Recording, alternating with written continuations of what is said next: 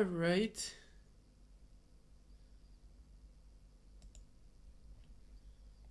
All right. So make we see if we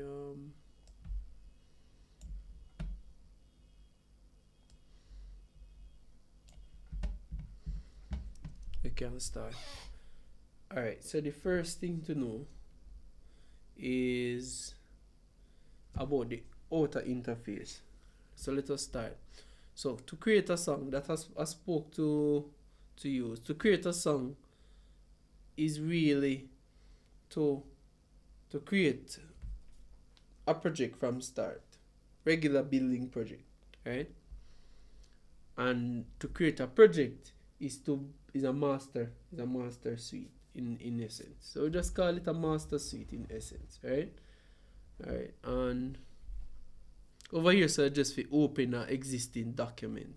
Like say if a document was you did already create one Studio One file and you know where it is, already upon a thumb drive or so, you can go here so and find it. So recent files is over here, everything we do. And the thing that I like about Studio One is the fact that it has the dates that I've did the song. So if yesterday I worked on this, I'm not confused. It's not just showing me files, but I can see the date. And if I go hover over it, you notice it said Thursday, November 12th, 2020, and it also showed me the time too. So me can know exactly which project is which project and when last I worked on it. So that's a plus, a big, big, big, big plus. I'm really like that. You understand? Um, Over here, so me not really use this. Is your songs so you can kind of filter out, so you only see your songs over here, so you only see your project. But me not really use it because it kind of just it keep too much. It keep stuff from 7 months ago and up to 7 months. Me no want that. No, me no want no some stuff from 7 months ago. Really, me just want the stuff that are recent, and this is it. Over here is your artist profile. Let's say then you wanted to put in an album art, or you want when you finish you want it to be um on the actual file. Instead of using mp3 tag, you can put it here. So here's where you put it. Name of the artist. I think this is a name of artist. Hold on. Yeah, this will be name of the artist and the genre and the link to the artist. But this I gonna be general. This I go up on every track, so you have to make sure say this out, sort out. But me put IQ music for mine. I put IQ music on it because it's easier to, yeah man, that can go with the files. Alright, so you can connect it to SoundCloud, so you can just stream or connect with SoundCloud or just send your stuff straight to SoundCloud after you finish. I don't use that. Down here is where your interface would be showing up. So if you don't see your interface here, here's where you can select your interface. But before we go to that, look underneath here. You see the hertz. So you can choose 44 or 48 or 48. Yeah, 44 or 48.1. Understand? Over here is the sample rate, and you can configure either the audio device, you can pull up it, or you can configure external devices. Now the external devices would be your MIDI, right? And the audio devices would be your audio interface and them stuff there. Alright, so make we deal first with the audio. So you can either click on this or this. You can either click on here or here. In your case, you wouldn't see this mixer because I choose my mixer. My mixer, if you can see, let me show you my mixer. My mixer is the 16 channel PreSonus. That's why it's showing on the screen, right? So that's it. Let's go up to this one.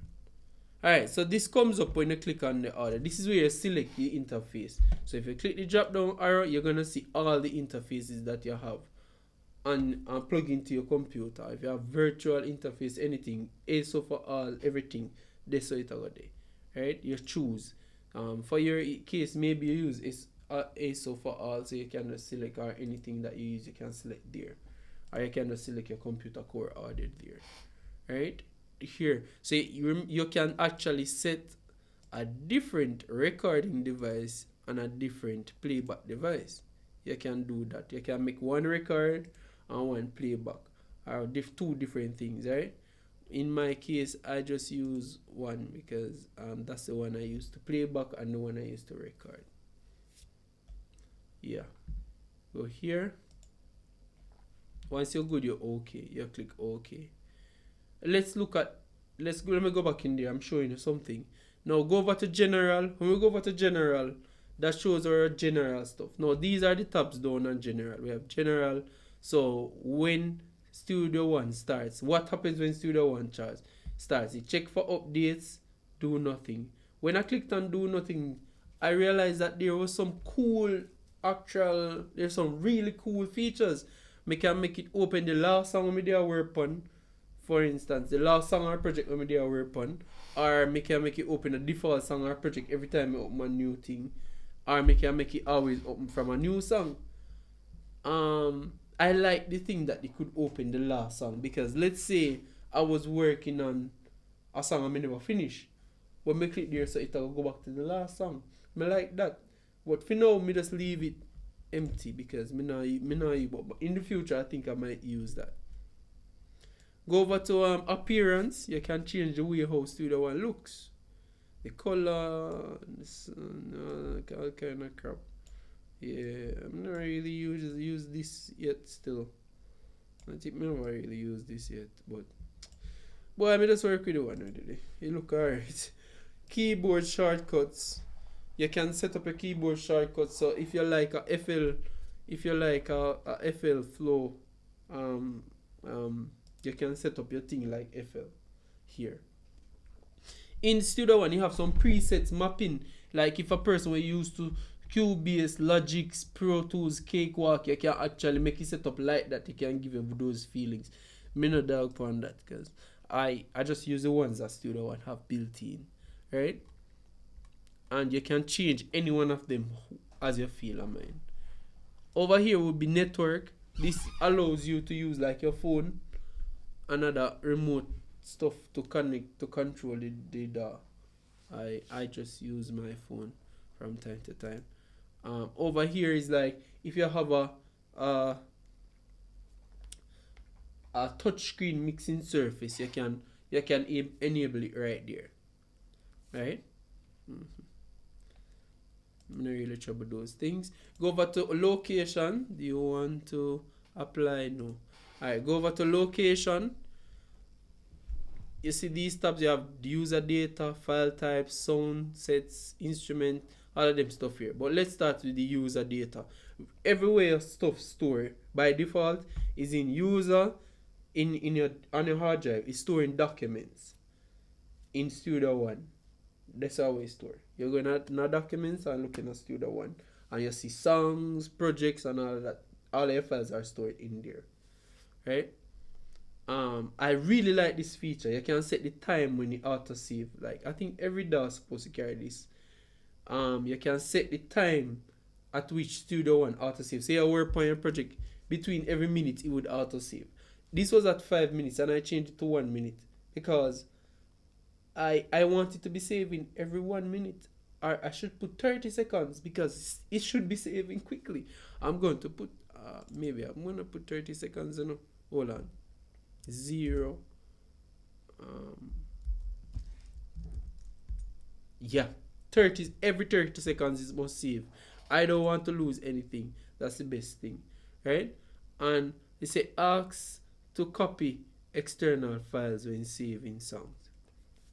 Now, the stuff that you put, the audios that you're dragging, let's say you're dragging a track into Studio One. So what Studio One does is do a link. It links from where you drag the track in to there. So that's where the source file is. Wherever the file is, let's say the file is in download. That is where Studio One is searching every time you open the project to find that file. If you delete the file from downloads, Studio One won't be able to find it again. But you have to maybe bounce the audio in Studio One for it to stay. You have to bounce it, or Yeah, you have to bounce the audio. It's similar to Pro Tools. That's the same way Pro Tools operate. You have to bounce it in Pro Tools for it to stay. Or once you start doing any form of editing to it, it stays in there. But once you just put it in and leave it, it's like it's gonna link to wherever the file is originally. So you can't move the file or delete the file, else Studio One is not gonna find it. Alright, so the best thing to do is to just put it in there, bounce it, or put it at an area where you know you're not gonna delete that file.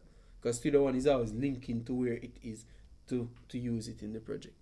So it would ask me this, checking this would ask me if I want to save the file in the song. I like this when I'm closing. Alright, I like this. Let's go over to file types. The different file types that Studio One support. I think me see them put something here so you can add. I've never seen that. I've never actually used that before, but maybe I'll try it because I've been struggling with this file type from WhatsApp and I really would like to add it into Studio One. I think I would like to try that feature, add that extension so it can actually work in Studio One. Yeah. Over here, the sound sets that comes with Studio One would be saved here. And you can, I think you can add your, say you buy sound sets from Studio One, it can be saved here. You can change the location where it's been saved. Instrument library, same thing like that one, right? VST plugins here, so it's important. Up at the top, we say, where it's what that it says scan at startup. At that point is where you scan. When it's scanned it automatically when it's starting up, so it's search for all the plugins. So let's say you did an update to one of your plugins, or your disable one of your plugins, or you change and try so I have a new plugin. It always scanning, so it's always finding those new plugins and adding them back in. And I think that's super. Or let's say you had the plugins not in your hard drive in VST, you had them in documents. Let's say you had them in documents, right?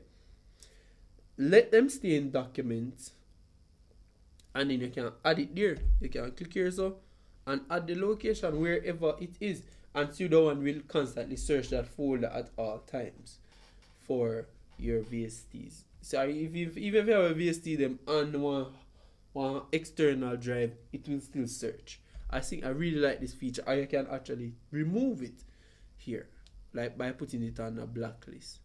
Alright? So where are we? Locations. We spoke about audio now. Remember here is where now you select your interface. So you can select your interface from the drop down here. Right? And you can select also your sample rate. Anyone that works for you. Well, my board doesn't allow me to switch the sample rate in the computer. I would have to switch it on the board and it would automatically switch it there. Alright? And the latency you can change here, depending on the audio interface that you're using. External devices now would be MIDI devices. Anything we connect to the computer, MIDI. Anything with a controller or MIDI or even sound. For instance, me have a fader port, a control, all of my mix. The fader port would be a MIDI device. And I have my keyboard, a control, me equipment here. It would be a MIDI device. Even my phone controlling that, it would be a MIDI device. Anything that controls, all the controller external devices are found here.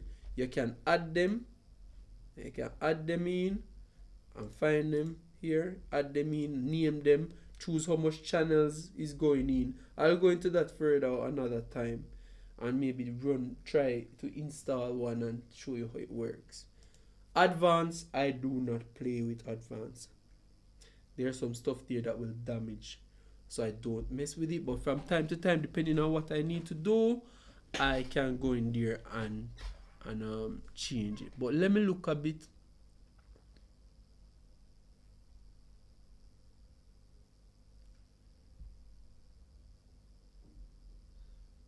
Alright, so this is for editing, this is for automation. Automatically create automation tracks for channel. Yeah, default envelopes. Right. So this is for automation, writing automation, audio, play overlaps, new order. I don't want that. Use real-time processing to update mastering files. Pre-count 5 seconds. You can set it for pre-count before it start the song. I don't really use that feature a lot because I try to build the song from an intro. And time code follows loop. So meaning said the cursor follow the thing. Chase notes, reveal pre-count notes, cut long notes. I don't trouble these things because some of them I haven't tried out. I still need to try them out. Yeah, I still need to try them out. Them try mute, monitor mute playback. I don't mess with some of these things because see, it says I'll be careful. I promise. Alright, so this is messing with here can really trouble your studio. I don't play with it. I just don't go around here. Advanced, I just don't go around here. Studio One gives me enough that I don't need to go around here. I think one of these days when me know it by the back of my hand, yeah, like me don't know the back of my hand, but like me go like the middle of my hand, I'll go around here. Alright, so we've looked at the whole interface and everything.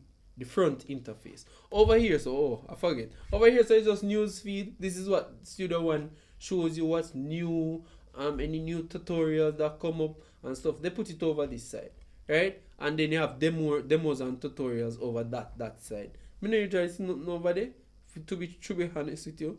But here, so you see all the stuff. And some cool stuff usually come here. Some real nice stuff. Some nice, what you call it now, tutorials and stuff. Links to people who do tutorials. And you see you can, I think, Facebook is here, Twitter, YouTube. Okay. So, these give you a direct link to like the PreSonus page, PreSonus YouTube page and them stuff there. And direct link to the Instagram and then Twitter and all of that. Yeah, I don't use that. I've never tried that. Check for updates down here. So, alright, so let's start a new song now. Bam. I don't use the presets. It's best to start from scratch and build your own presets. Alright, so over here, interface, that means that type of interface. But this is set up for Studio One. This is for all the type of different Studio One type interface, right? So I wouldn't advise anybody to mess with this side unless you have some Studio One interfaces. Over here, users, this is my different templates that I created, right, that I use on a general basis. So they are all set into, they are all in user. So we can pull from there. So alright, so let me go back to here. So empty song we're starting with, right? Here's where we label our song, but by default, Studio One put the date there. The date goes there along with the artist name.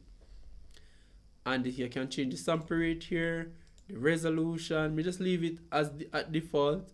I leave the bars intact. The length of your song you can set here. That means that it puts start and end at that point in time. You can exceed it, but it does that. BPM is the speed of your song. You can put it there. The time signature and the key of your song, which I think is very good. But you can change these things during the song, so it doesn't really affect the song. Apart from the tempo and the sample rate, I wouldn't want you to mess with those while you're working unless you're sure that it wouldn't do serious damage to the song. I do not check these two places, yeah, because me don't want this stuff to stretch to the tempo of the song. You understand? Sometimes you just don't want it to stretch, so I leave it because I can stretch it later. Alright, click OK. It's gonna give you a blank. See, it starts blank. Now with this blank thingy, what I can do, I can add in tracks with this plus sign. I can add in tracks. Now see, it gives me, I can name the track here. So let's say it was vocal. You were asking me to create a vocal track, right? Alright, vocal track. I name it vocal track. I can choose whether it's an instrument, an automation, or a folder. So instrument would be like if you're gonna play it, to put MIDI there, I can select that if I wanted to put in an instrument track. But I'm working with an audio track. That's what I need for the vocal, right? And I can create a automation track. I can create a folder. But for now, I need the audio, right? I can set up how many tracks of that vocals I want. So if I put three tracks of that gonna come down the line. I'm gonna put 2 tracks. Right? So 2. I can set the color of those tracks, so I can set it here, so I can differentiate it. I can choose a color like maybe yellow, right? Good. I can put it in a folder where everything is packed into a folder, but no, I'm not gonna do that today. The format, I can make it mono or stereo. I'm gonna make it mono because the one channel is coming through is not a stereo channel, right? And I also can actually find presets and put right there upon it. So if I had a vocal chain preset when we did already build, we can just find it and just load it up on it. So you just load up on it. I could just click there. But for now, I'm gonna start from scratch. I can select my input. So if your audio interface have input 1, 2, 3, you can select where the mic is plugged here. Here's where you select it. And then this is the output. You can select if it's going to output or a bus or whatnot. Right? For now, me just leave it at main. And I'm going to select input 1 because that's where my mic is coming from. Right? Good. See? So that created, for me, 2 tracks. See? Bam, bam, bam, bam. Alright, if you look over this side, this is a browse thing. So if I turn off that, that's about browse. I like to turn on my mixer. See my mixer come up down the bottom here? There's 2 ways to do this. You have this little eye over here is called the inspector. The inspector is like a 1-channel mixer. So it's like that channel down here is up here. So we can add what we want right there. So yeah, that's what it does. So I don't even have to have the mixer open. I can just work with individual. When I go to this is a different channel. So if I click here, over here is like a 1 channel of the mixer that I have down there. So I can add a pro. Say I add the pro EQ to it. Pro. So I search for pro. See, I click on add, then I search for pro. See, I'm gonna find it. Click on it. It gone on. See it? Now let me skip to the other track and show you something. When we skip to the other track, there's nothing there. So you see, there's nothing there. I click back to that track. You see, I have my pro EQ. So I like that. I like that thing that I can be mixing while I'm actually recording. I like that. And I can be adding plugins I can be adding plugins while I'm working. Alright, so see me spectrum here. I'm gonna add one little vocal to it or something for just show you how to let it work. Let me see if we can find, where can I find a vocal? Alright, I'm gonna try to find a vocal somewhere. Not sure I'm gonna find it, but let me see if I can look for one. Alright. Yeah, so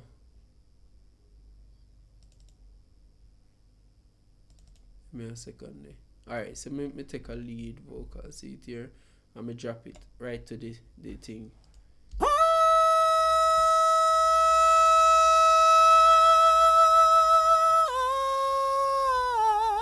So that's the lead vocal, right? So that's a little piece of vocal, right? But if you notice, you can see all the notes. If you notice, you can see here all the you can see all the notes coming up here. Let me turn that down a little bit and show you something. Alright, so if you realize, you can see all the notes here. So I can EQ them off. See, that's me low.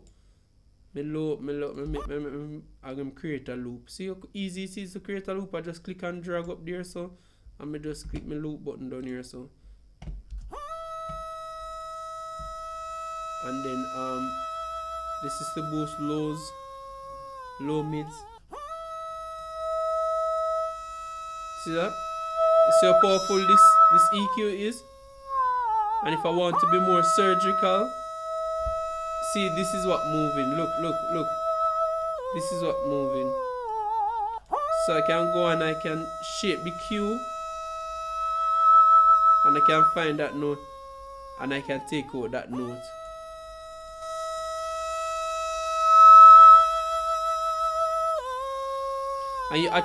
And the thing is that what I love about this, you can actually see the notes that are peaking, those bad frequencies.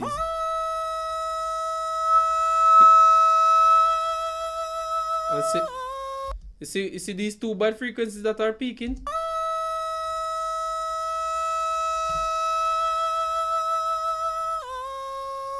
We can take out some of the breath.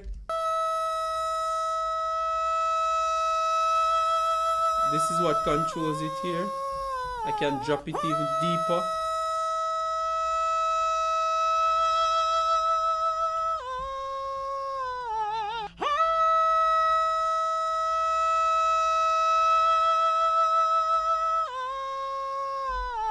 So what I do, I take away the from 50 come right up to about 100, because those are not really where the voice sits. Those are where bass and rumbles and stuff fits. And also, I don't usually do this kind of drastic high pass filter or low pass filter. I don't usually do these kind of drastic stuff.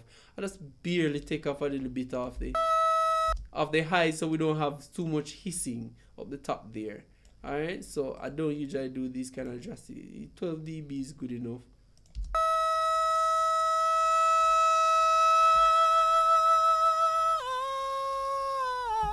So my EQs first, my second go-to, next is my compressor.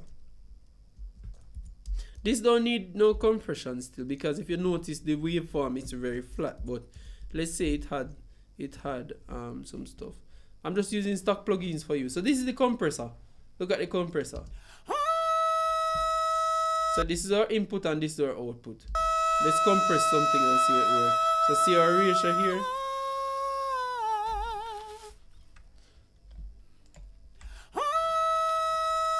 So look at the ratio. So if you look at the ratio, you realize that the ratio is really low. See your threshold?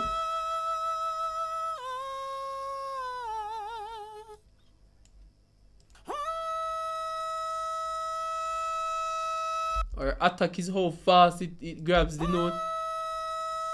A release is how long it holds the note before it let it go. Alright, and we actually can turn on, the gain is automatic now, but we can turn up all the gain.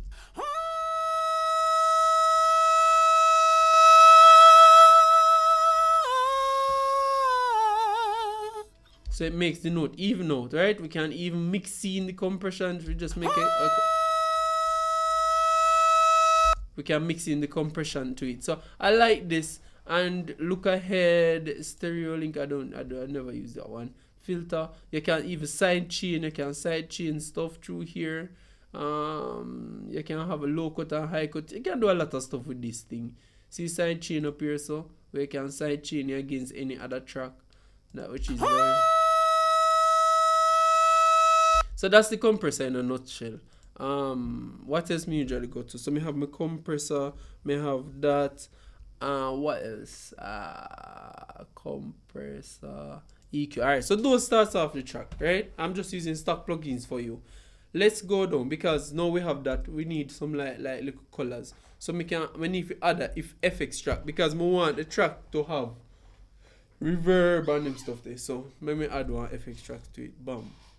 See my FX track there. Turn that down. My FX track in. But guess what happened now? With the FX track, I can see where the FX track is.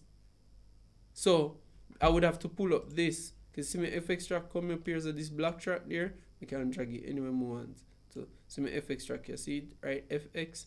So this is the volume for my FX track. Right? Alright, so this is the volume for my FX track. Right? Now, what else? So if we pull this up or pull this down, is send is the volume that it sends to this. Well, anyway, let me add it another way.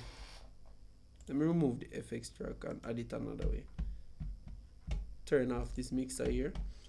We're gonna go to browse, because we can browse with effects over here. So we have instrument. If you look at the browse window is different. instruments and effects. Alright, so here what happened. Me now full your mind with a lot of stuff, but that's how we start the project. I'm just showing you how we start the project. Then in another video, I'm gonna explain to you the different elements of the actual interface, so you know how to work it. As I said, it's not about me doing something and teaching you how to do something. I want to teach you first how to use the tool, and then you can use the tool and do anything. Right? So if you can use the tool, then you can do anything with the tool. But if you can't use the tool, you understand what I'm saying?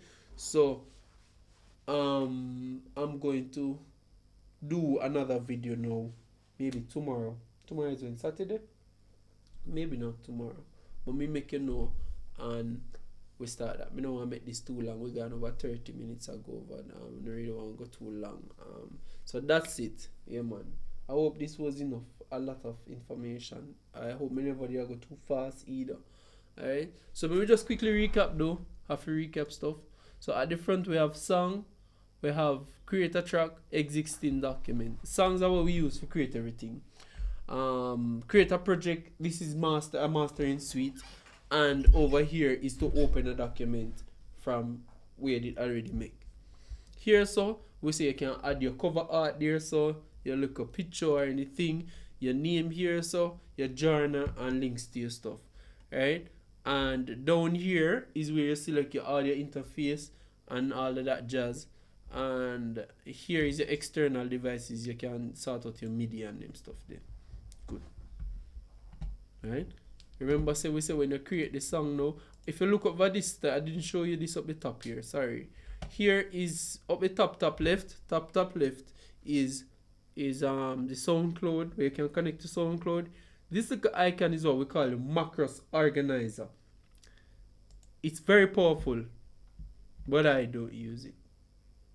I have never used it. I need to use it though. And I think it will be good. Here so is where you can download the content them from Studio One, for Studio One, if them have updates or anything. Here so is the start page, song page, project page. The thing that I like with Studio One, I can switch from a song at all times, song to song to song. I can have 8 songs open, click on this arrow, jump from song to song to song, copy stuff from one song to another song. I mean, have to open the project in different places and not try to confuse. Me just switch in time more. Work on a project, go back to the project, work on a project, go back to the jump and start, and me still not destroy my project and go back to my project. I like the workflow. And me can have more than one project over here, so, and still I switch from project to project and song to song. I like that. It's like a browser kind of